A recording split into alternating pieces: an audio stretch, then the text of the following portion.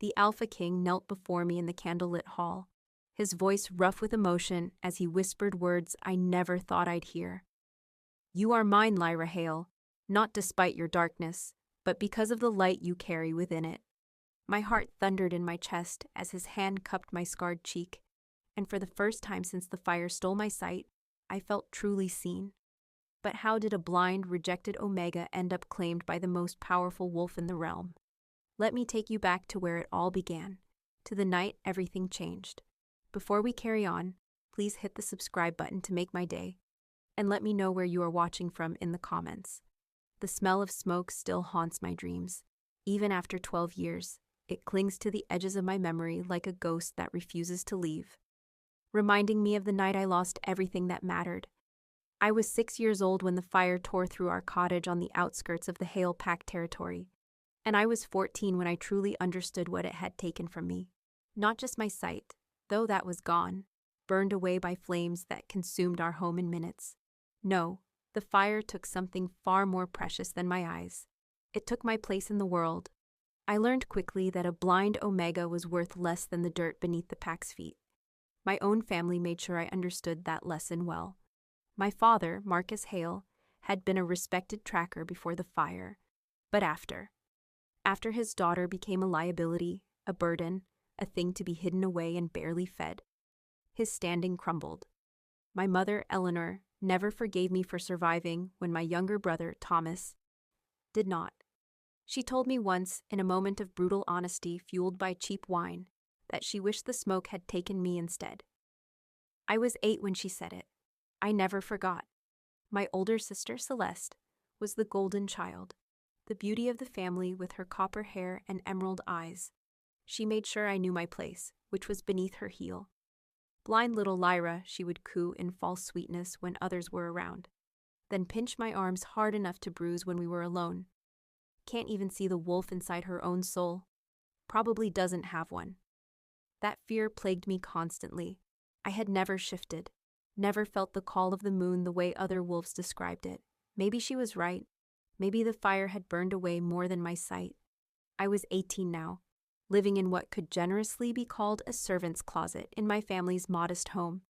They gave me the smallest room, the one with the leaking ceiling and the draft that never stopped.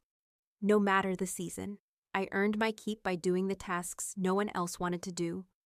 Washing clothes until my fingers bled, scrubbing floors on my hands and knees, counting out the tedious work by touch and memory. I had learned to navigate the house by the creaking of specific floorboards, by the way the air moved differently near doorways, by the scent of my mother's rose perfume or my father's tobacco. But I had never learned to navigate the cruelty that came with every interaction. The pack members who visited our home would speak about me as if I weren't there, as if blindness had made me deaf as well. "Such a shame about the Hale girl," they would murmur. "Pretty enough face, despite the scars. But what use is a blind Omega? Can't hunt, can't fight, can't even find a mate. Who would want damaged goods?" Damaged goods. That phrase followed me everywhere, whispered behind hands, muttered just loud enough for me to hear. I wore my hair long to hide the scars that twisted up the left side of my face and neck, pale ridges of skin that marked me as other, as lesser. I kept my milky, sightless eyes downcast, learning that making eye contact, even accidentally, made people uncomfortable. They didn't like to see the reminder of what I'd lost staring back at them. The morning everything changed started like any other. I woke before dawn to the sound of my mother's sharp voice calling my name, already impatient though the sun hadn't yet risen. I dressed quickly in the dark. Not that darkness mattered to me anymore. Every moment was dark now. I braided my wheat-colored hair by touch, my fingers knowing the pattern by heart, and made my way carefully down the narrow stairs to the kitchen. "About time," my mother snapped as I entered. I could smell porridge burning, which meant she'd been distracted by something and forgotten to stir it. "We have important news today, and I won't have you embarrassing us with your usual sluggishness." I bit my tongue against the retort that wanted to escape. Sluggish. I worked harder than anyone in this house, and we both knew it. But arguing with Eleanor Hale was like arguing with a stone wall, pointless and likely to leave you bruised. "Yes, Mother, what news?" The Alpha King has issued a decree. This was my father's voice, gruff and tired. He sounded older than his 43 years, worn down by disappointment and drink. Every unmated female of age in the realm must attend the choosing at the capital. No exceptions. My blood turned to ice in my veins. The choosing. I had heard stories about it, whispered tales from other packs. Every generation or so, when the Alpha King remained unmated, he would call all eligible women to the capital for a grand selection. It was supposed to be an honor, a chance for a nobody to become a queen. But I knew better. It was a spectacle, a parade of women displayed like livestock for the king's amusement. Surely not Lyra, Celeste said, her voice dripping with false concern. She can barely navigate our own home. How could she possibly present herself at court? It would be humiliating, for her and for us. The decree says all unmated females between 18 and 25, my father replied. And I heard the rustle of paper. No exceptions. The penalty for disobeying is exile from Packlands. We can't risk that. Not with my position already so precarious. My mother made a disgusted sound. Then she'll have to go. But mark my words, Marcus. If she humiliates us in front of the Alpha King, I'll never forgive it. This family has suffered enough because of her. Because of me, always because of me, as if I had chosen the fire, as if I had wanted to become this broken thing they could barely stand to look at. I stood silent, my hands clasped in front of me, and waited for them to stop talking about me as if I weren't in the room. When do we leave? I asked quietly, knowing better than to show emotion. Emotion was weakness, and weakness invited cruelty. 3 days, my father said. The journey to the capital takes 2 days by carriage. The choosing begins in 5. We'll need to arrange for proper clothing for all of you. Celeste, you'll need at least 3 formal gowns. Lyra? He trailed off, clearly uncomfortable. I'll find something that covers her scars, my mother said dismissively. We don't need her catching the king's eye. We just need her to fulfill the decree and come home. Celeste is our real hope for advancement. I felt the familiar sting of rejection, though by now I should have been numb to it. I was 18 years old, and I had never known a kind word from my mother, never felt my father's pride, never experienced my sister's affection. They tolerated me because they had to, because pack law demanded they care for their blood, but they didn't love me. I wasn't sure they were capable of loving anyone, really, but I knew with certainty they didn't love me. The next 3 days passed in a flurry of preparation that mostly excluded me. Celeste paraded around in new gowns of emerald and gold, twirling to make the skirts flare while my mother clapped in delight. My father spent his time polishing his best boots and practicing the formal bows required in the presence of royalty. And me? I was given a single dress, a simple thing of dove gray that buttoned to my throat and covered every inch of scarred skin. It was shapeless and ugly. I could tell by the way the fabric hung, but it served its purpose. I would be present, fulfilling the decree, but invisible, forgettable. The morning we left, I was allowed to pack a single small bag. I had so few possessions it barely took minutes. A change of clothes, a comb, the small carved wolf my brother had given me days before the fire.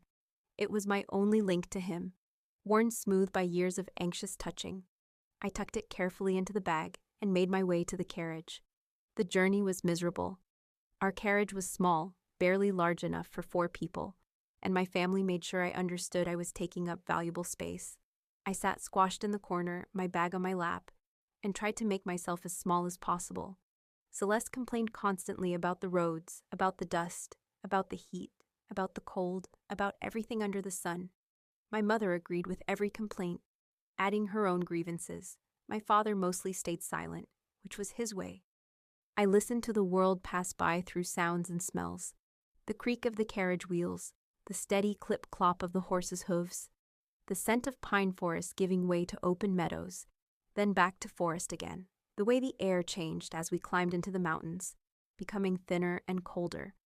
I built a map in my mind, memorizing the journey in case I ever needed to know it. Old habits from when I first lost my sight, when I was desperate to hold on to some sense of control over my world. On the second night, we stayed at an inn halfway to the capital. It was crowded with other families traveling for the choosing. and I heard the excited chatter of young women primping and planning, certain they would catch the Alpha King's eye. I was given a pallet on the floor of the room my family shared, and I lay awake listening to their dreams and schemes, wondering what it must be like to have hope. We reached the capital on the afternoon of the 5th day. I felt the change immediately. The road became smoother, carefully maintained cobblestones instead of rough dirt. The air smelled different, full of smoke and bodies and cooking food and something else, something wild and powerful that made the hair on the back of my neck stand up. The sounds multiplied, became overwhelming. Hundreds of voices talking at once, horses and carriages and what might have been market vendors calling out their wares. "By the moon," Celeste breathed. "It's magnificent." "The castle sits on the high hill," my father said, and I could hear the awe in his voice. "They say it has 300 rooms. The Alpha King's family has ruled from that seat for over 500 years. We were directed to a large manor house on the outskirts of the castle grounds, one of many set aside for visiting families. A steward met us at the door, his voice crisp and professional as he outlined the rules. All unmated females were to present themselves at the castle's great hall at sunset tomorrow. We would be announced by family name and given a token to identify us. The choosing would take place over 3 nights, with women being dismissed each night until only a select few remained. Failure to appear was grounds for exile. Disrespect to the Alpha King was grounds for imprisonment. I barely slept that night. I lay on yet another floor pallet in the corner of the room, listening to my mother and Celeste twitter on about strategy and position, about how to catch a king's eye. I thought about running, just disappearing into the capital city and taking my chances on the streets. It couldn't be worse than this, could it? But I knew I was fooling myself. A blind Omega alone in a strange city wouldn't last a week. I was trapped by my own limitations, forced to play out this farce because I had no other choice. The next evening, my mother dressed me like a doll, yanking my hair back into a severe bun that pulled at my scalp. The gray dress was buttoned to my chin, and she dabbed some kind of powder on my face, probably trying to cover the worst of my scars. I didn't bother asking. When she was done, she stepped back and made a considering sound. "You'll do," she said, which was probably the closest thing to a compliment I'd ever get from her. "Just stay in the back and don't draw attention to yourself. With luck, you'll be dismissed the first night, and we can focus on Celeste." We walked to the castle as the sun began to set, joining a river of families all heading the same direction. I kept one hand on my father's arm, letting him guide me, my other hand gripping my skirts to keep from tripping. Women were chattering excitedly all around me, their voices high with nerves and anticipation. I heard snippets of conversation. "I heard he's devastatingly handsome, and they say he killed a rogue alpha with his bare hands. And my cousin served at the castle once. She said his eyes can see straight through to your soul." The castle was overwhelming. Even without sight, I could sense its immensity. The air moved differently around something that large, and the sounds echoed in strange ways. We were herded into a massive hall, the Great Hall, I assumed, and the smell of hundreds of bodies packed together mixed with candle wax, and something that might have been pine boughs. A herald began announcing families, calling them forward group by group. The daughters would step forward to receive their tokens, little wooden discs I learned later, marked with a number. I listened to name after name, trying not to think about how badly I wanted to disappear. "The Hale family of the Southern Ridge Pack," the herald finally called. My father guided me forward. I heard Celeste's confident steps beside me, could smell her rose perfume. We stopped, and a man, the steward from the sound of his voice, approached us. "Names and ages," he said, bored. "Celeste Hale, 22, my sister said, her voice ringing clear and proud. "Lyra Hale, 18, I said softly. There was a pause. "Your eyes," the steward said, and his voice had changed, become sharp. "You're blind." "Yes," I replied, feeling my face heat with shame. Around us, I heard whispers start up, felt the weight of attention turning toward us. "The decree said all unmated females," my father said quickly. "We were told no exceptions." Another pause, longer this time, then a different voice, older, with more authority. "The decree stands. All are to be presented. I felt a token pressed into my palm, the wood smooth and cool. Number 214. Stay with your family until you're called. We were dismissed, and my father all but dragged me to the side of the room. Don't embarrass us further, he hissed in my ear. Stand quietly and wait. I nodded, mute, and found a space against what felt like a wall. The stone was cold through my dress, and I pressed against it, grateful for the solidity. Around me, the hall continued to fill. I counted the heartbeats, trying to calm my own racing pulse. 100 women became 200, then 3, then more. How many unmated females were in the entire realm? Clearly more than I'd imagined. Finally, the announcement stopped. The herald called for silence, and the buzz of conversation died away. Into that silence came the sound of footsteps, heavy boots on stone, moving with the confidence of someone who owned every inch of space around him. The air itself seemed to change, becoming charged with something I couldn't name, power maybe, authority. Every wolf instinct I possessed, buried as they might be, suddenly came alive, screaming at me to pay attention. Bow before Adrian Vale, Alpha King of the Northern Realms, Lord of the High Mountains, and Keeper of the Moon's Law, the herald intoned. Around me, everyone dropped to their knees. I felt rather than heard the movement, and I quickly followed suit, my hands pressed to the cold stone floor, my head bowed. My heart hammered against my ribs so hard I thought everyone must be able to hear it. Rise, came a voice, and it was like nothing I'd ever heard. Deep and rough, with an edge that suggested violence held carefully in check. A voice that commanded armies and toppled kingdoms. A voice that made me want to obey and rebel in equal measure. We rose, and I heard the rustle of hundreds of dresses, the nervous shuffle of feet. I stayed very still, hoping against hope that I could somehow avoid notice in this crowd. You know why you're here, the Alpha King said. His voice carried effortlessly through the hall, requiring no shout. I am 32 years old and unmated. My advisors have decided this is unacceptable, so here we are, following a tradition as old as our kind. Over the next 3 nights, I will choose a mate from among you. For those not chosen, you'll return to your packs with my gratitude and a small gift for your time. For the one who is chosen, you'll become queen and bear the next generation of rulers. He said it so matter-of-factly, as if he were discussing crop yields or trade agreements. I heard some women sigh, probably finding his bluntness romantic. I found it terrifying. Tonight is the first culling, he continued. I'll walk among you. Most of you will be dismissed. It's nothing personal. I'll simply know when I see her, and I know when I don't. Tomorrow night, fewer of you will remain. The 3rd night, I'll make my choice. Are there any questions? Silence. What could anyone possibly ask? Good. Let's begin. I heard him start to move through the hall, and I tracked his progress by the gasps and murmurs that followed him. He would stop, occasionally, and speak a few words to someone. I heard several women stammer replies, their voices shaking with nerves. Then I heard the clink of tokens being collected. What I assumed was the dismissal he'd mentioned. He moved closer to where I stood. My mouth went dry.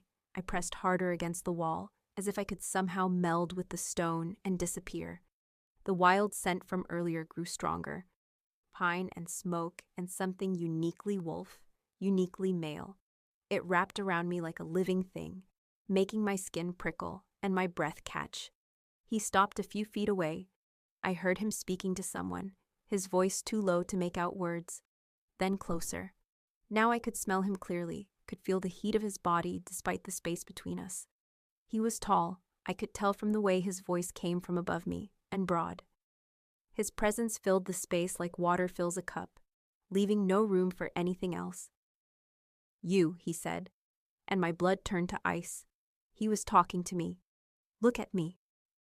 I had learned over the years to fake eye contact, to turn my face in the direction of a voice, and aim my sightless eyes somewhere in the vicinity of where a face should be. I did that now, tilting my chin up, my hands clasped in front of me to keep them from shaking. I heard his sharp intake of breath, felt the attention of everyone nearby swing toward us. The whispers started immediately, a susurrus of shock and curiosity. You're blind, he said. And unlike the steward earlier, there was no judgment in his voice, just statement of fact. "Yes, Your Majesty," I replied, proud that my voice didn't shake. "I have been since I was 6. How did it happen?" "A fire," I said simply, seeing no point in elaborating. Silence. I felt him studying me, his gaze heavy on my face. I knew what he was seeing, the scars that crawled up my neck and across my left cheek, the milky eyes that saw nothing, the plain gray dress buttoned to my throat.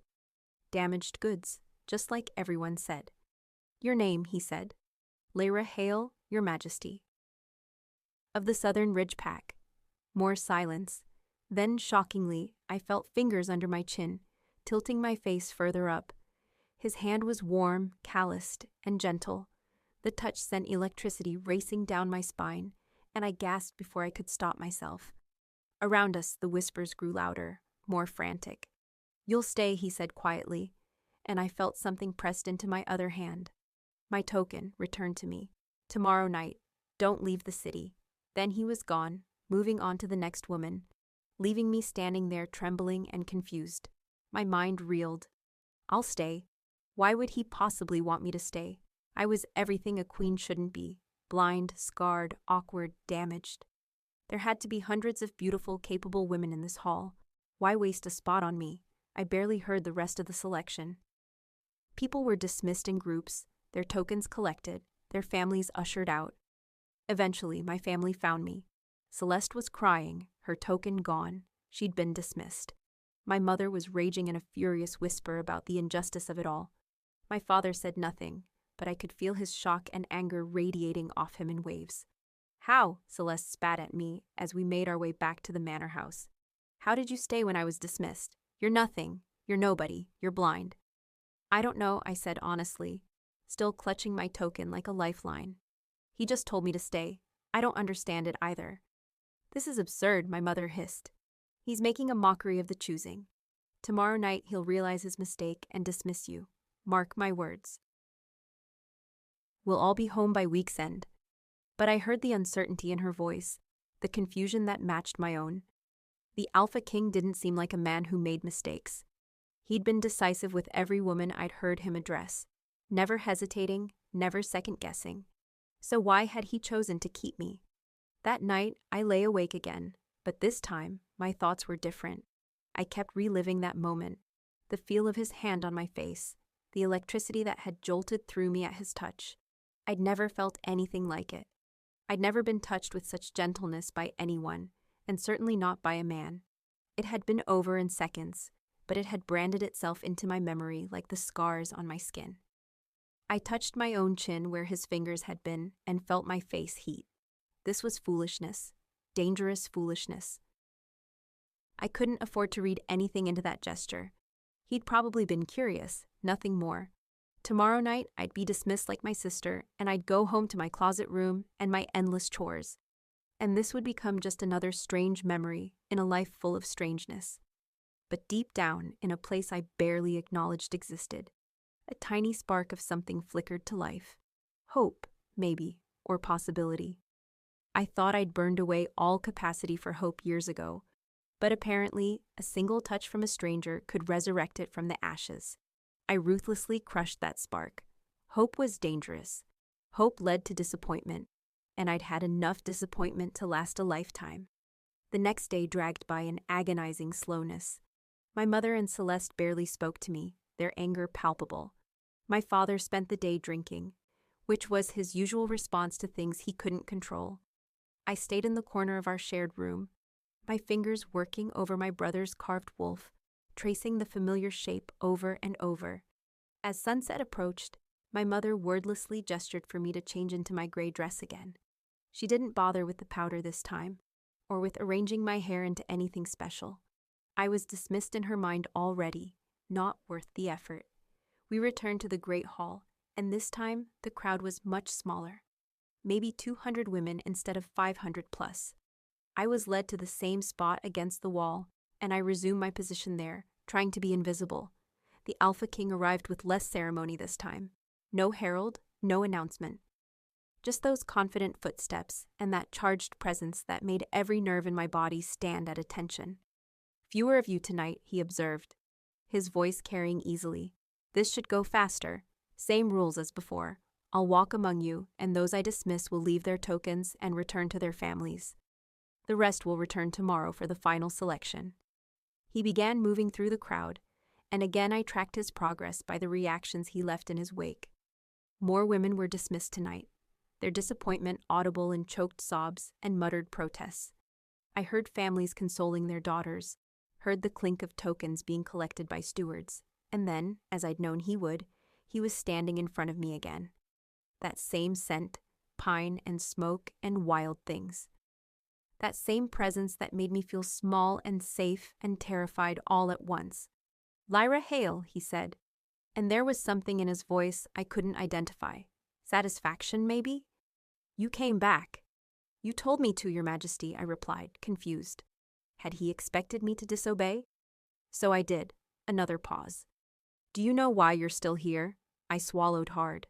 "No, Your Majesty. I confess I don't understand it at all." "I'll tell you tomorrow," he said, "if you make it to the third night." So he hadn't decided yet whether to keep me. That made more sense. Relief and disappointment warred in my chest. "Hold out your hand," he commanded. I obeyed, extending my palm. He placed something in it. Something small and hard and smooth. My token, I assumed, though it felt slightly different. Heavier. "Tomorrow night," he said. Final selection. Dress for a queen, Lyra Hale. Then he was gone again, and I was left standing there with the strange heavy token in my hand and my mind spinning. Dress for a queen? I had one dress. This gray monstrosity was all I owned. What did he expect me to do? My family found me after the selection ended, and this time their anger had transformed into something else. Calculation. My mother gripped my arm hard enough to bruise as she pulled me aside. "You're in the final selection," she said, her voice tight. 12 women left out of hundreds. Whatever you've done, whatever trick you've pulled, you'll continue it tomorrow night. Do you understand? If you become queen, this family will be elevated beyond anything we could have dreamed. Your father could become an advisor. Celeste could marry into a noble family. We'd finally have the status we deserve. The status we deserve. Not me, of course. I was just the vehicle for their ambitions now, no longer the burden to be hidden away. Funny how quickly that changed. "I haven't done anything," I protested. "I don't know why he's keeping me. I don't know what he wants." "Figure it out," my mother hissed. "You have one night. We'll get you a proper dress. Do your hair correctly. You'll be presentable if it kills me." She dragged me to a dressmaker that evening, pounding on the door until the poor woman answered despite the late hour. Gold changed hands, a shocking amount that made me wince. My family wasn't wealthy. This must have been a significant portion of their savings. The dressmaker took my measurements efficiently, her hands impersonal and quick. "I have something that might work," she murmured. "A commission that was never picked up. It should fit with some alterations. What color do you prefer, dear?" "Something dark," my mother said before I could answer. "Nothing too bright. We need to minimize her scars." The dressmaker made a humming sound, neither agreement nor disagreement. "I'll have it ready by noon tomorrow. You'll need to come back for a final fitting." We returned to the manor house, and I was allowed to sleep on an actual bed for once, Celeste having been sent to share my parents' room. I couldn't sleep anyway, my mind too full of questions and worries. Tomorrow night was the final selection. 11 other women, all probably beautiful and capable and whole. And me, blind and scarred and utterly out of my depth. What chance did I have? But then I remembered the way the Alpha King had touched my face, the gentleness in his rough voice when he spoke to me, the way he'd said, "You'll stay," with such certainty. Maybe I didn't understand what was happening, but he seemed to. And for reasons I couldn't fathom, that gave me a shred of courage. The next day, I was hauled back to the dressmaker for the fitting. The dress she'd found was unlike anything I'd ever worn. Heavy silk that whispered when it moved, with long sleeves that covered my scars but somehow didn't feel confining. The neckline was lower than I was used to, dipping in a gentle V that made me nervous, but the dressmaker assured my mother it was entirely appropriate for court. The color, the dressmaker said as she adjusted the fit. It's midnight blue, deep and rich, with your hair color and your skin tone. It's absolutely stunning. You'll stand out in the best way possible. My mother made a dissatisfied noise, but she didn't argue. Perhaps even she could tell this was the best option available on such short notice. They did my hair differently too, leaving it long and loose instead of pulled back severely. I felt the weight of it down my back, the unfamiliar sensation of curls that someone had painstakingly created with hot irons. They left my face bare of powder this time, my scars visible. I didn't know if that was intentional or if they'd simply given up on trying to hide what couldn't be hidden. As sunset approached once more, I was dressed and ready, standing in the center of our room while my family circled me like wolves around prey. My mother had been giving me instructions for the past hour, a relentless stream of commands. Stand straight. Don't fidget. If he speaks to you, answer clearly, but don't be presumptuous. Don't mention your blindness unless he does first. Try to seem normal. Try to seem normal. As if I could ever be normal. As if 12 years of adaptation and compensation could be hidden under a pretty dress and carefully styled hair. The walk to the castle felt different this time. Maybe it was the dress, the way the silk moved around my legs like water. Maybe it was knowing this was the end, one way or another. Tomorrow I'd either be a queen or back in my closet room. And there was no middle ground. The great hall was nearly empty now. 12 women and their families, that was all. I could hear the nervous breathing of the other girls, could smell their perfumes, and the fierce sweat underneath. We were all terrified, in our own ways. The Alpha King entered, and this time I felt it like a physical thing, a pressure against my skin. My wolf, wherever she was buried inside me, stirred for the first time in my life. I felt something shift in my chest, a strange sensation like waking up from a long sleep. The final 12, he said, his voice resonating through the hall. You should be proud. You've made it further than hundreds of others. Tonight I'll speak with each of you privately in the chambers adjacent to this hall. You'll be called one by one. At the end of the evening, I'll make my choice. Private conversations. My heart hammered so hard I felt dizzy. I would have to speak to him alone, without my family's presence or the buffer of a crowd. The thought terrified me. He began calling women forward, and they disappeared through a doorway to my right. The creak of hinges marking their passage. Some came out quickly, their faces showing disappointment. Others took longer and emerged looking hopeful or confused or determined. I counted them, tracking who had gone and who remained. Lyra Hale, he called, and my breath stopped in my lungs. My father gripped my elbow and guided me toward the voice. I felt him place my hand on a door frame, then he stepped back. I was alone, standing in a doorway to somewhere unknown. Come in, the Alpha King said from inside. Close the door behind you. I stepped forward carefully, my hands finding the door and pushing it closed. The click of the latch sounded unnaturally loud. I stood there, uncertain, my hands clasped in front of me to hide their shaking. There are 4 steps down, then 10 paces forward. You'll find a chair, he said, his voice gentler than I'd heard it. Sit, please. I navigated the steps cautiously, counting each one, then paced forward with my hands slightly extended. My fingers found the back of a chair, well padded and sturdy. I moved around it and sat, grateful to have something to do with my trembling legs. I heard him moving, the rustle of clothing and creak of what might have been another chair. He was close, maybe an arm's length away. The scent of him wrapped around me, making my head spin. Do you know why I've kept you, Lyra? He asked after a long silence. No, Your Majesty, I whispered. I've been trying to understand it, but I can't. I'm not beautiful or accomplished or anything a queen should be. I'm just me, blind and scarred and barely tolerated by my own pack. Barely tolerated, he repeated. And there was anger in his voice now, banked but burning. Your family treats you poorly. It wasn't a question, but I answered anyway. They see me as a burden. I cost them status when I lost my sight.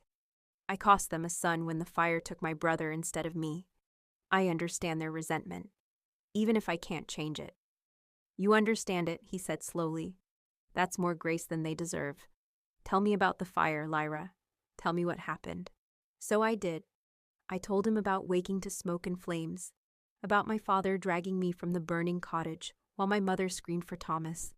I told him about the burning beam that fell across my face, the searing pain, the darkness that followed. I told him about waking days later, bandaged and broken, to learn that my brother was gone and my sight with him. I was 6, I finished softly. I didn't understand why everyone was so angry with me. I thought they'd be happy I survived. It took years to realize they wished it had been different, wished I had been the one who didn't make it out. Silence stretched between us, heavy and thick. Then I felt his hand cover mine, where it rested on my lap. The touch sent that same electric jolt through me, stronger this time, nearly painful in its intensity. My breath caught audibly. "I'm going to tell you something," he said quietly, "and I need you to listen carefully. Can you do that?" I nodded, not trusting my voice. 2 nights ago, when I first saw you in that hall, standing against the wall like you were trying to disappear, something happened.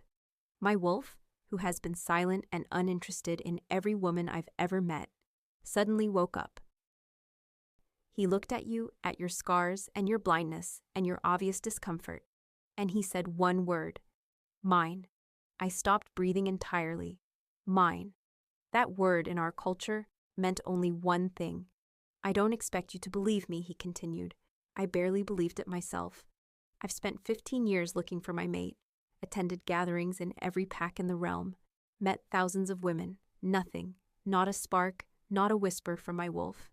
And then you, a girl who can't even see me, who has been told her whole life she's worthless. My wolf claims you instantly. "That's impossible," I whispered. "I'm nobody. I'm damaged. I don't even know if I have a wolf. I've never shifted, never felt anything like what other wolves describe.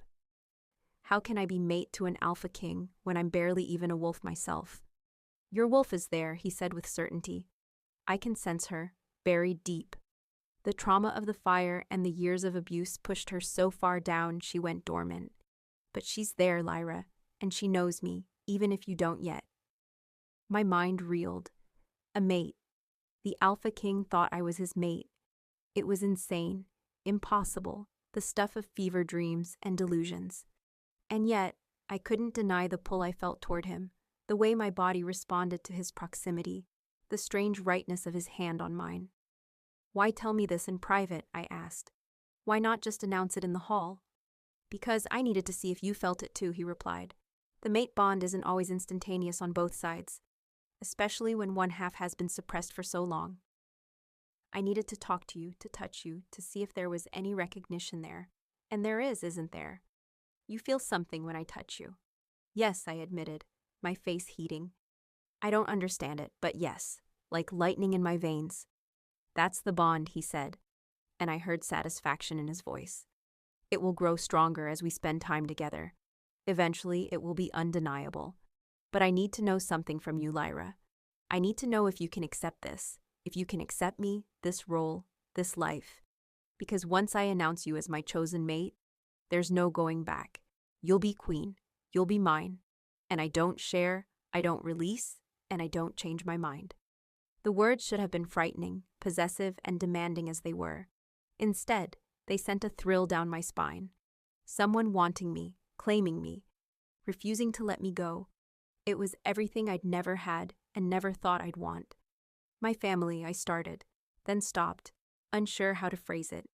"They'll expect things from me, status, positions, benefits.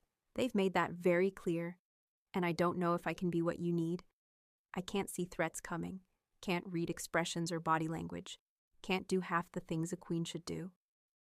"Your family will get nothing they haven't earned on their own merit," he said flatly. "I won't reward them for abusing you. As for what a queen should do, you'll learn. I have advisors, guards, servants. You won't be alone in this. And your blindness, Lyra, isn't the weakness you think it is. You've survived 18 years in a world that wanted you to fail. You've adapted and persevered and kept your kindness despite every reason to become bitter. That's strength. That's what I need beside me." Tears pricked at my sightless eyes, the first I'd shed in years. I'd learned crying achieved nothing except to give people another reason to mock me. But his words, spoken with such conviction, cracked something open inside my chest. "I'm afraid," I whispered. I'm terrified of failing you, of embarrassing you, of proving everyone right that I'm not enough. Then we'll be afraid together, he said. Because I'm terrified of this too. I've ruled for 10 years, conquered territories, put down rebellions, made decisions that affected thousands of lives. But choosing a mate, opening myself to that bond, giving someone that much power over me, that's the most frightening thing I've ever done. And I'm doing it anyway, because my wolf knows what my mind is still catching up to. You're mine, Lyra Hale, and I'm yours if you'll have me. If I'll have him, as if I had any real choice, as if the bond wasn't already wrapping around my heart like vines around a trellis, as if I hadn't been drawn to him from the first moment I'd heard his voice before I even understood why. Yes, I said, the word barely audible. Yes, I'll accept this. Accept you. I don't know how to be a queen, but I'll learn. I don't know how to be a mate, but I'll try. Just please, please don't give up on me when I make mistakes. Because I will make so many mistakes. His hand tightened on mine.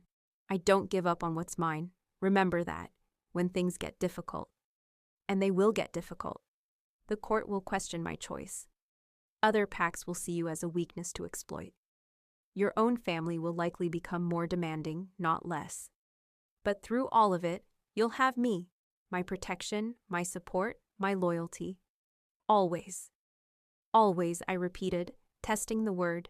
It felt too big, too permanent, too good to be true, but I wanted to believe it. Moon above, I wanted to believe it so badly. I'm going to finish speaking with the remaining women, he said. For appearance's sake, so no one can claim I didn't give them fair consideration. Then I'll make the announcement. Are you ready? No, I said honestly. But I don't think I'll ever be ready for this, so we might as well do it now. I heard the smile in his voice. Honest. I appreciate that. Come, I'll walk you back to the hall. He helped me stand, keeping his hand on my elbow as we navigated back up the steps and through the door. The touch of his skin on mine was becoming familiar already. Less shocking, but no less affecting. I was keenly aware of every point of contact, of his warmth and strength beside me. He guided me back to my place against the wall, then released me. I immediately felt the loss, the cold air where his hand had been. I heard him move away, calling the next name, and I sagged against the stone, trying to process everything that had just happened. Mate. I had a mate.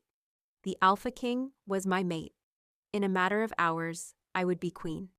My life, which had been small and dark and painful for so long, was about to change in ways I couldn't even imagine.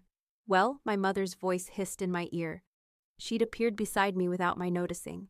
What did he say? What happened? He spoke to me, I said vaguely. Asked questions about my life. And did he seem interested? Did you do anything to push him away? I don't think so, I replied, which was technically true. I didn't think telling her about the mate bond was wise. She'd find out soon enough, and I wanted a few more minutes of this knowledge being just mine. The final women were called and returned. I tracked each one, counting down to the moment everything would change. Finally, the last one emerged, and I heard the Alpha King return to the center of the hall. I've made my decision, he announced. And the hall fell into absolute silence. I could hear my own heartbeat, loud and fast in my ears. It wasn't easy. Each of you has merit, has strengths and beauty and intelligence. Any of you could have been a good queen. But only one of you is meant to be my queen. Only one of you is my mate. Gasps echoed through the hall. The mate bond was sacred, undeniable. If he was claiming one of us as his true mate, there could be no argument, no second guessing. Lyra Hale, he said, his voice carrying clearly. Come forward. My legs almost didn't obey. I pushed away from the wall, my hands shaking, and took a step forward, then another. I knew I must look terrified and uncertain, stumbling forward without a guide, but I couldn't seem to care. He'd called me. He'd chosen me. I felt him move toward me, meeting me halfway. His hand found mine, large and warm and steady, and he pulled me gently to his side. This is my mate, he said to the assembled crowd. Lyra Hale will be your queen. Any who wish to contest this can speak now or forever hold their peace. Silence. Then, gradually, the sound of people dropping to their knees. The rustle of fabric. the whisper of movement. They were bowing. To me. Rise, Adrian said. Bear witness. By the law of the moon and the blood of my line, I claim Lyra Hale as my mate, my queen, and my equal. The bonding ceremony will take place in 3 days, at the full moon.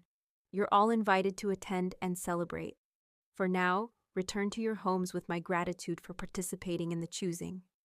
He turned to me, and I felt his breath on my face as he leaned close. Stay here, he murmured. Your family will want to speak with you, and I need to attend to some matters.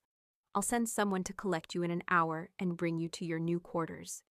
You won't be staying with your family tonight. Then he was gone, his footsteps echoing away, and I was left standing alone in the center of the hall while chaos erupted around me. My family descended on me like a pack of starving wolves on a fresh kill. My mother grabbed my shoulders, her fingers digging in painfully. You did it, she breathed. You actually did it. My daughter, the queen. Do you understand what this means for us? It means Lyra is going to be very busy, a new voice said, cool and authoritative. And she'll need to begin her education immediately. Please step back and give her space. I felt my mother release me reluctantly. The new voice continued. I am Margot Thorne, the king's chief advisor and head of the royal household. Lyra, I'll be overseeing your transition and training. Your family may visit you during approved hours, but from this moment forward, you reside in the castle under the king's protection. Is that clear? Yes, I said, grateful for the intervention. Thank you. Your Majesty, Margot corrected gently. You'll need to become accustomed to your new title. Now, let's get you out of this chaos and somewhere quiet. Your family, I'll send word about visiting hours once we have Lyra settled. I felt a different hand take my elbow, smaller than Adrian's, but equally sure, and Margot guided me away. Behind us, I heard my mother trying to follow, protesting that she needed to stay with me. Margot shut that down with a few crisp words about protocol and proper procedure. And then we were moving through corridors, leaving the great hall and my old life behind. The king warned me you might be overwhelmed, Margot said as we walked. Her voice was kind, which surprised me. I'd expected judgment or resentment. He's arranged a suite of rooms for you in the East Wing. They've been empty for years, waiting for a queen. I took the liberty of having them prepared this afternoon. Once he informed me of his choice. He told you before the announcement? I asked. He did. The king and I have worked together for 8 years. He trusts me, and I hope you'll come to trust me as well. I know this is sudden and strange, but I promise you're not alone in navigating it. We climbed stairs, many stairs, and I counted them automatically. 35 steps up, turn left. 20 more steps, turn right. I was building a map in my mind, the way I always did in new places. We stopped finally, and I heard a door open. Your sitting room, Margot said, leading me inside. Through the door to your right is your bedroom and bathing chamber.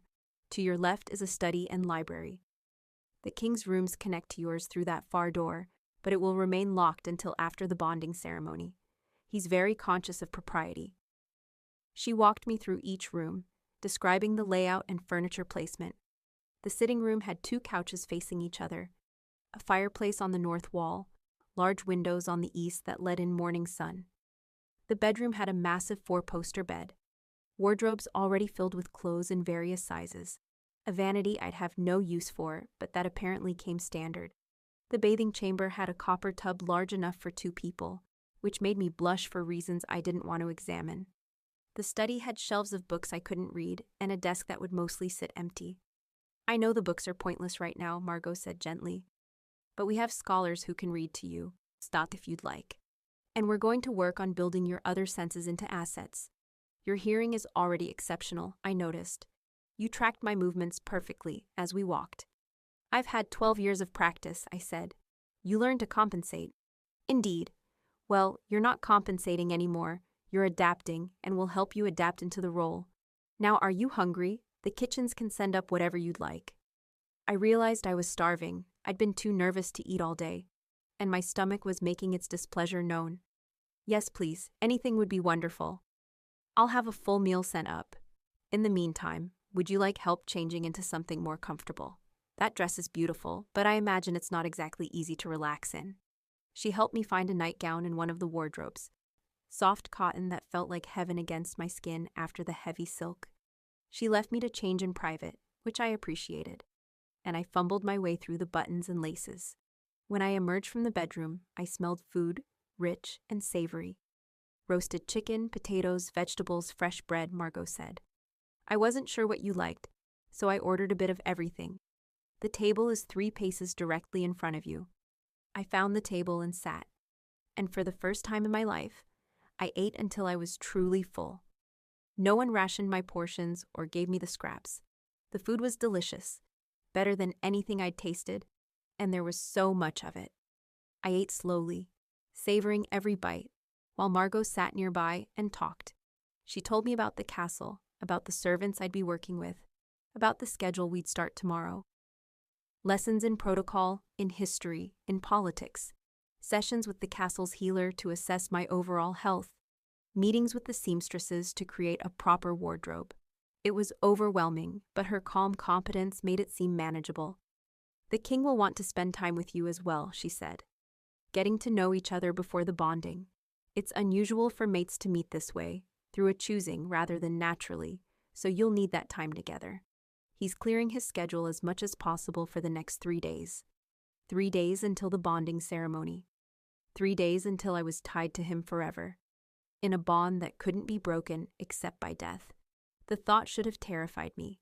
Instead, I felt a strange calm settling over me. This was right. I didn't understand it, couldn't explain it, but every instinct I possessed was telling me this was where I belonged. Margot, I said hesitantly, can I ask you something? Of course. What's he like? The king, I mean. Really like, not the public face. She was quiet for a moment, considering. He's hard, she said finally. He's had to be. He took the throne at 22 when his father died, and there were those who thought he was too young, too inexperienced. He proved them wrong by being harder than any of them. More ruthless, more decisive. He's put down 3 rebellions, expanded our territory by 1/3, and brought prosperity to packs that were struggling. But that hardness, it comes at a cost. He's lonely, I think. Isolated. He has advisors and guards and servants, but very few true friends. I'd like to think I'm one of them, but even I don't see all of him. He keeps parts of himself locked away. Until now, I said softly.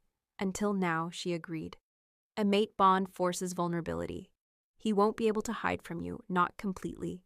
That will be difficult for him, but I think, maybe it's what he needs. Someone who sees him, truly sees him, despite not having physical sight. Does that make sense? It did. More than she knew. I'd spent my life being seen as my disabilities, as my scars and my blindness. Maybe Adrian had spent his life being seen as his crown, as his power and his ruthlessness. Maybe we both needed someone who could look past the surface to what lay beneath. I finished eating and Margot helped me to the bedroom. Sleep, she said kindly. Tomorrow will be a long day and you'll need your strength. I'll be back after breakfast to begin your lessons. She left, and I heard the door close softly behind her. I was alone in rooms larger than the entire house I'd grown up in, wearing a nightgown that probably cost more than my family earned in a month. My life had changed so completely in just a few hours that I half expected to wake up and find it was all a dream. I felt my way to the bed and climbed in, sinking into a mattress so soft it was like floating on a cloud. The sheets were fine linen, smooth and cool against my skin. I lay there in the darkness that was always my reality, my mind churning with everything that had happened. Mate, queen, Adrian. The words spun through my thoughts like leaves in a whirlwind. I touched my face where he'd touched it, my chin where his fingers had been. The bond, he'd called it. I could feel it now like a golden thread stretched between us. I didn't know where he was in the castle, but I knew he was there. I could sense his presence, distant, but real. Sleep came eventually, and for the first time in years, I didn't dream of fire. I woke to sunlight on my face, warm and gentle. I could feel it even if I couldn't see it. The way it heated my skin and changed the quality of the air. For a moment, I forgot where I was, and panic seized me. This wasn't my small room, wasn't my narrow cot with its thin blanket. Then memory returned in a rush. The choosing, the announcement. Adrian. I sat up slowly, my hands finding the unfamiliar bed, and tried to orient myself. A knock sounded at the door. "Your Majesty, it's Margot. May I enter?" "Your Majesty." That would take some getting used to. "Yes, please come in." The door opened and I heard her footsteps, followed by others. "I've brought breakfast and some maids to help you dress. We have a full day ahead of us." The next hours passed in a blur. I was bathed, dressed in what Margot described as a day gown of soft blue, and had my hair arranged in a style that was elegant but not too formal. Breakfast was brought, more food than I could possibly eat. Then the lessons began. Margot walked me through the castle, helping me build mental maps of the corridors and rooms. We practiced navigating from my chambers to the great hall, to the dining room, to the gardens. She described everything we passed, painting pictures with words. The portraits of past kings and queens lining the halls, the tapestries depicting great battles, the way sunlight streamed through the stained glass windows, casting colored shadows on the stone floors. We worked on protocol next. How to greet nobles, how to hold a formal dinner, how to address different ranks and positions, when to bow and when to expect bows, the proper forms of address for everyone from dukes to servants. It was exhausting, a deluge of information that I struggled to retain. "Don't worry," Margot said kindly when she noticed my frustration. "You don't need to master this in a day. We have time, and I'll be beside you at formal events until you're confident. For now, just absorb what you can." Lunch was brought to my rooms, and I was given an hour to rest. I used it to practice navigating my chambers, counting steps, and memorizing the placement of furniture. I was determined not to be helpless, not to need constant assistance for basic tasks. A knock at the door interrupted my practice. "Come in," I called, expecting Margot. But it wasn't Margot's footsteps I heard. It was his. I knew them instantly, the confident stride, the weight of his presence. "Adrian, I hope I'm not disturbing you," he said. "Margot told me you've been working hard all morning. I thought you might appreciate a break." "Your Majesty," I said, my heart suddenly racing. "I mean Adrian. I don't know what to call you when we're alone." "Adrian is fine," he said, and I heard warmth in his voice. "We're mates. We don't need formality between us in private. May I sit?" "Of course, this is your castle. You can do whatever you like." "Our castle now," he corrected. "And I'm asking because I respect your space. Mate bond or not, you deserve autonomy." I heard him settle onto what was probably the couch. I made my way over carefully and sat at the other end, leaving space between us. I didn't trust myself to sit too close. That electric pull was there again, urging me toward him. "How are you managing?" he asked. "I know this is overwhelming. If it's too much, if you need me to slow things down, tell me." "I'm managing," I said. "Margot is wonderful. She's patient and clear, and she doesn't make me feel stupid when I need something explained twice." "Good. She's one of my most trusted people. I knew she'd take care of you." He paused. "I wanted to apologize for last night. I threw a great deal at you very quickly. The mate bond, the announcement, all of it. I should have given you more time." "Would more time have changed anything?" I asked. "The bond exists whether we acknowledge it or not. And you said yourself you don't change your mind." "No, I don't. But I could have been gentler about it. I'm used to making decisions and having them followed. I forget sometimes that not everything can be commanded into existence." I smiled despite myself. "Is that your way of saying you're not good with people?" He laughed, a sound I hadn't heard from him before. It was rich and genuine, and it did strange things to my insides. "Margot says I have the diplomatic skills of a battering ram. She's not wrong. I'm much better at conquering than courting. Lucky for you, I don't need courting. I need honesty and patience. Can you give me those?" "Yes," he said without hesitation. "Anything you need, Lyra. That's what mates do. We provide for each other, protect each other. You're not alone anymore, even when it feels like you are." The sincerity in his voice made my throat tight. I've been alone for so long. I'm not sure I remember how to be anything else. Then we'll learn together. I've been alone too, in my own way, surrounded by people but isolated by the crown. Maybe that's part of why we're matched. We understand each other's loneliness. We talked for an hour, maybe more. He asked about my childhood before the fire, and I shared memories of Thomas, of the way we used to play in the woods behind our cottage. He told me about growing up in the castle, about the pressure of being the heir, of learning to fight and strategize when he'd rather have been reading or exploring. "You like to read?" I asked, surprised. "Love it. History mostly, but also poetry, philosophy, tales from other lands. The library here is extensive. I'll have someone read to you if you like. Unless you find it boring." "I loved stories when I was young," I said wistfully. "My mother used to read to Thomas and me before bed. After the fire, that stopped. She said there was no point reading to someone who couldn't see the pictures." His anger was immediate and palpable. "Your mother is a fool. Stories don't need pictures. They need imagination, and you have that in abundance. I can tell by the way you describe things, by the details you remember." "You barely know me," I protested. "How can you tell what I have?" "I can tell," he said firmly. "Mates sense things about each other. I know you're stronger than you believe. I know you're kind despite having every reason to be bitter. I know you're afraid but brave enough to face that fear. And I know that you're going to be an extraordinary queen. Even if you can't see it yet yourself." His faith in me was staggering. No one had ever believed in me like this, had seen potential where others saw only limitations. It was terrifying and exhilarating in equal measure. "I should let you rest," he said eventually, standing. "Tonight we're having dinner together. Just us, in my private dining room. I'll send someone to collect you at sunset." "I'd like that," I said honestly. I felt him approach, and then his hand was on my face again, cupping my cheek with impossible gentleness. 3 days, he murmured. "Then you'll be mine completely, and I'll be yours. I can barely wait." He pressed a kiss to my forehead, brief and warm, and then he was gone, leaving me sitting on the couch with my hand pressed to where his lips had been, my heart thundering in my chest. The afternoon brought more lessons with Margot, but I barely absorbed any of it. My mind kept returning to Adrian, to the feel of his hand on my face, to the rough warmth of his voice when he spoke to me. The bond was growing stronger, I could feel it. That golden thread between us was thickening, becoming substantial. At sunset, a servant came to collect me, a young woman named Elise, who had a soft voice and gentle hands.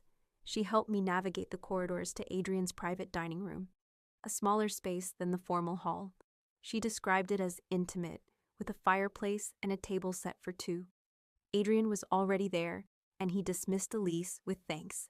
"Come," he said. "Let me show you the layout." He guided me around the room, showing me where the table was, where the chairs sat, where the fireplace crackled with warmth. His hand stayed on my elbow, and I was keenly aware of every point of contact. We sat for dinner, and servants brought course after course. Adrian described each dish, his voice painting pictures of roasted duck with cherry sauce, of glazed vegetables, of fresh-baked rolls that smelled like heaven. We talked easily, the conversation flowing naturally from topic to topic. He asked about my day, and I told him about the lessons, about memorizing the castle layout. He shared about his own day, about a meeting with his military commanders, about plans to improve the roads connecting different pack territories. It was comfortable, familiar, as if we'd known each other for years instead of days. "Tell me about your wolf," I said eventually. "What's he like?" "Demanding," Adrian said with a laugh. "Impatient. He's wanted a mate for years. And now that he's found you, he's practically clawing at me to complete the bond. He wants to mark you, claim you, make sure every wolf in the realm knows you're taken." "Mark me?" I asked, my face heating. "The mating bite," he explained. "Here." His fingers touched the side of my neck, just above where neck met shoulder. "It's part of the bonding ceremony. My wolf will mark you, and yours will mark me. It ties us together permanently, creates a link that can't be broken." "What if my wolf doesn't wake up?" I asked, voicing the fear that had been lurking in the back of my mind. "What if I really am broken? What if the fire damaged me too much?" "She's there," Adrian said, with absolute certainty. "I feel her, even if you can't. The ceremony will wake her. The full moon, the ritual, the proximity of your mate. All of it will call to her. She'll answer, Lyra. I promise you that." I wanted to believe him. Moon above, I wanted to believe I wasn't as broken as I'd been told my entire life. That somewhere inside me, a wolf slept, waiting to wake. After dinner, Adrian walked me back to my chambers himself. We moved slowly through the corridors, his hand on my elbow, and I was struck by how safe I felt with him. This man could probably kill a dozen wolves barehanded, commanded armies, held the power of life and death over thousands. And yet with me, he was nothing but gentle. At my door, he stopped. "Tomorrow, I'd like to take you to the gardens. There's a section designed for blind navigation, believe it or not. My grandmother lost her sight in her later years, and my grandfather had it built for her. I think you'll like it." "That sounds wonderful," I said. He kissed my forehead again, that same tender gesture that made my chest ache. "Sleep well, Lyra, one day closer to the bonding."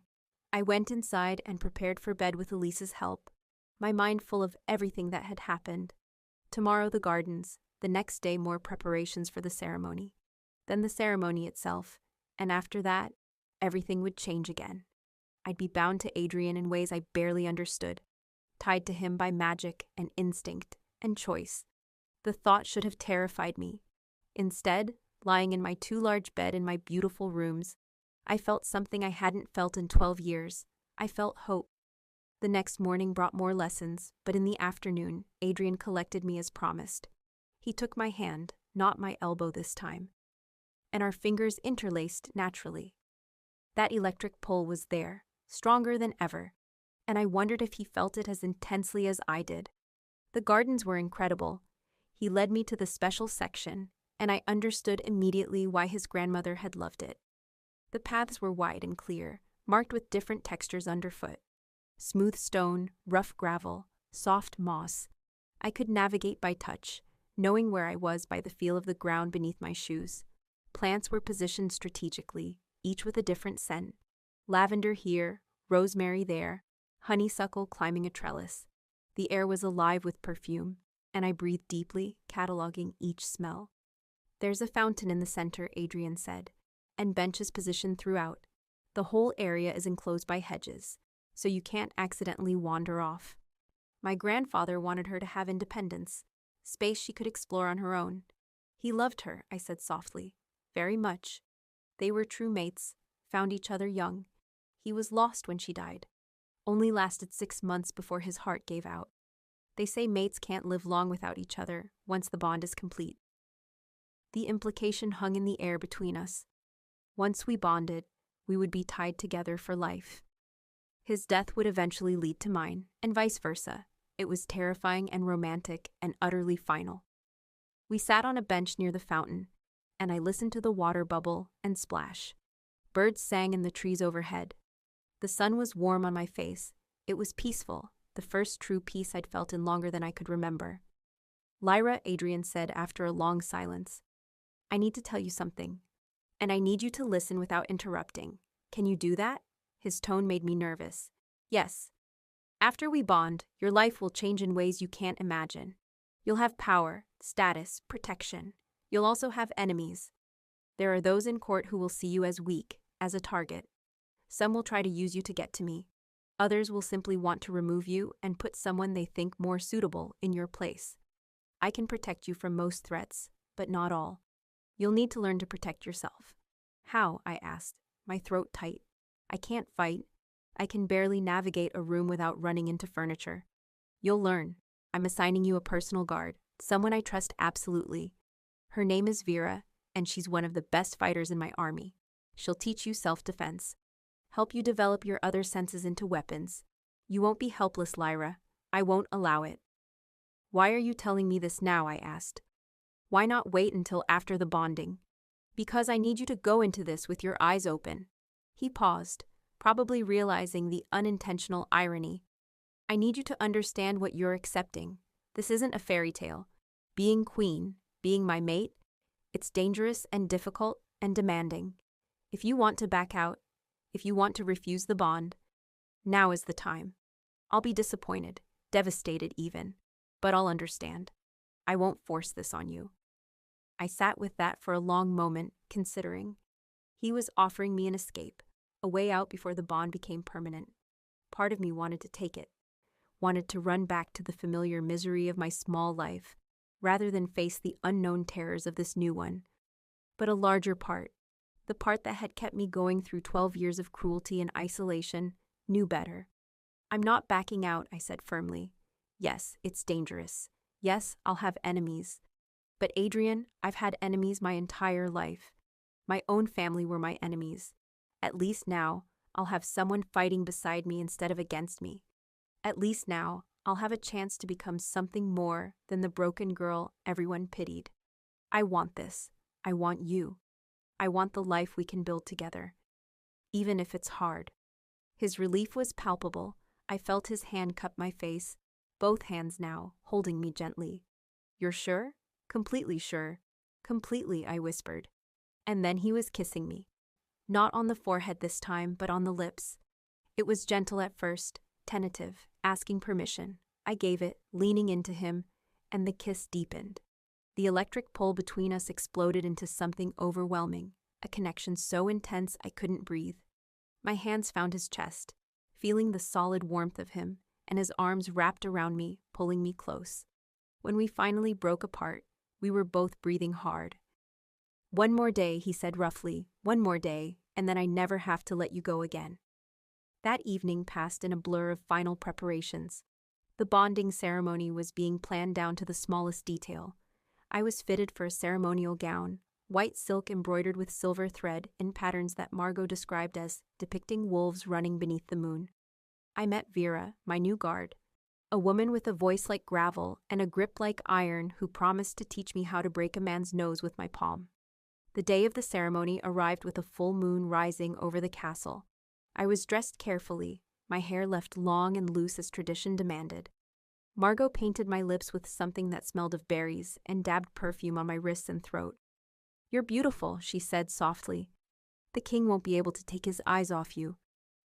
I was led to the ceremonial grounds outside the castle, an ancient stone circle that had been used for bonding ceremonies for generations.